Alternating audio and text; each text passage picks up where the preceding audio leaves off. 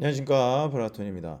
오늘은 원래 제 채널이 처음에 리더십 채널로 시작하다가 좀 쉬었는데, 어, 우리가 결국엔 뭐 부동산이니 주식이니 코인이니 하려고 하는 게 왜 그러겠습니까? 부자가 되기 위해서죠.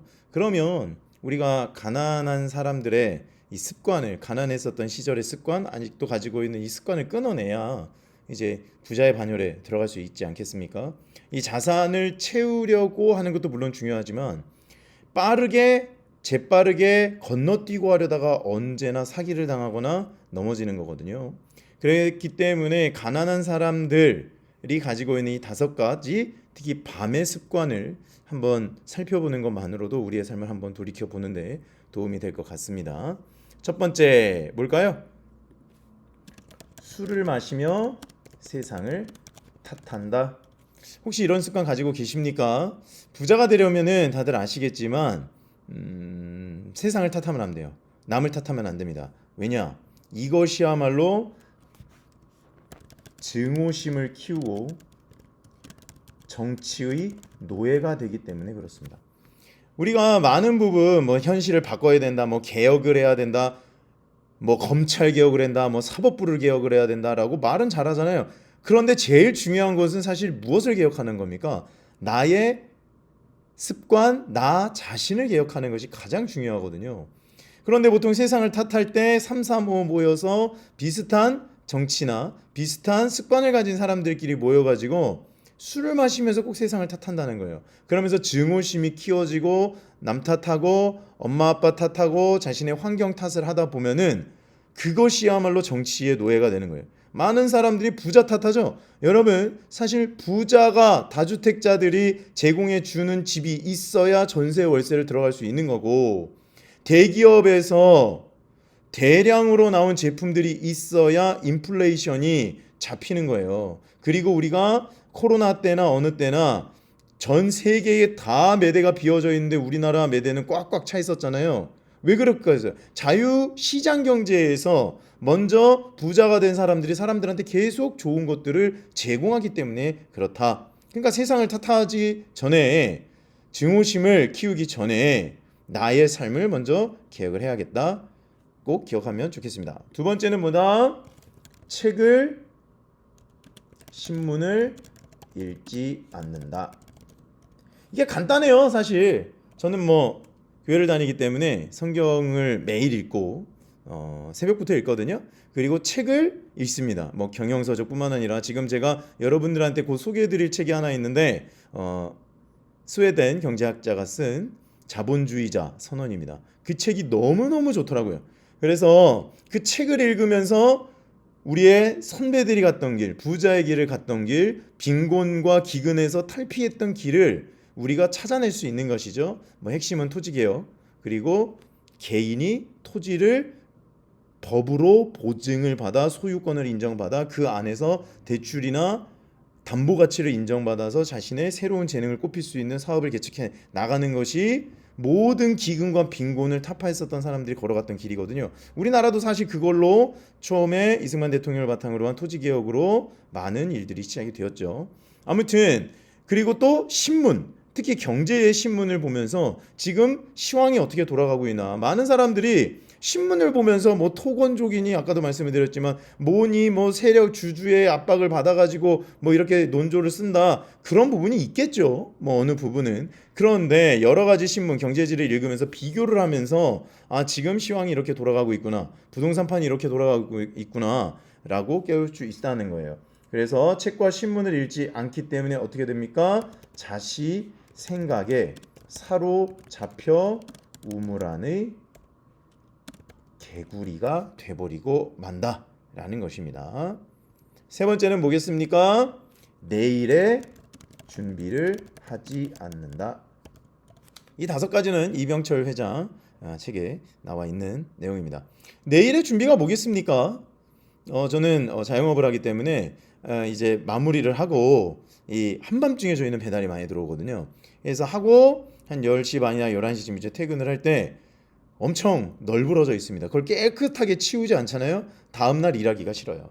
그리고 깨끗하게 정리를 해놓지 않으면 적재적소에 이 배달이라고 하는 것은 뭐 홀손님도 마찬가지지만 저 음식 장사하거든요. 정확한 시간에 손님들한테 제공을 해야 되는 것이죠. 완벽한 하나의 식사를요. 그렇기 때문에 준비를 제대로 해놓지 않고 식재료를 다듬어 놓지 않으면 손님들이 갑자기 오시거나 배달이 갑자기 많이 들어왔을 때에 감당이 안 된다는 거예요. 그러니까 장부, 도구 그대로 원래 있었던 자리에 정리를 하지 않는 것, 이것이 바로 내일의 준비를 하지 않는 거죠. 그 부자들이 보통 집안을 굉장히 깨끗하게 정리해 놓는다고 하지 않습니까? 왜냐? 깨끗하게 정리가 돼야 생각이 정리가 되기 때문에 그렇습니다. 그래서 내일의 준비를 한다는 것은 정리, 정돈을 통해 하루를 계획할 수 있는 여지를 남겨두기 때문에 그렇습니다. 다음 네 번째 또 볼까요? 반성과 감사가 없다. 여러분, 성경에 보면 항상 기뻐하라, 쉬지 말고 기도하라, 범사에 감사하라. 항상 감사하라고 되어 있어요. 감사라는 것은 무엇입니까? 내가 성취한 것에 대한 기억, 복기입니다. 그렇기 때문에 이렇게 했더니 참 잘 되었어, 참 감사하다. 그리고 반성이라는 것은 무엇이죠? 실패에 대한 복기라고 하는 거예요. 그러니까 다른 사람들이 나한테 뭐라고 할지라도, 잠시만요. 우리가 감사는 성취한 기억, 복기, 반성은 실패에 대한 복기를 통하여서 내가 무엇이 잘못되었는지를 깨달아 알면 다음번에 해석할 수 있겠죠. 저 같은 경우에는 굉장히 많은 테스트를 통하여서 손님들한테 욕을 먹으면서 이제 배달 스테이크를 코로나 때 그래서 겨우 살아남았거든요. 그것을 바탕으로 모든 투자를 할 수 있거나 모든 것을 할 수 있는 작은 재정들을 쌓아서 하나의 종잣돈을 만들어낼 수 있었거든요. 이 작은 감사, 작은 복기나 이런 것을 통하여서 우리가 다음 부자가 될 수 있는 발판을 마련할 수 있다는 것입니다. 다음, 그래서 오늘부터 감사합니다 한번 해보시면은 참 도움이 될 것 같아요. 그리고 다섯 번째는, 이게 어떻게 보면 항상 듣는 말이죠. 내일부터 열심히 하자. 내일부터 열심히 하자. 내일 되면 또 똑같은 이야기 합니다. 그렇기 때문에 미루는 습관을 없애다. 이러기 위해서는 작은 도전을 쌓는 연습이 굉장히 필요하겠습니다.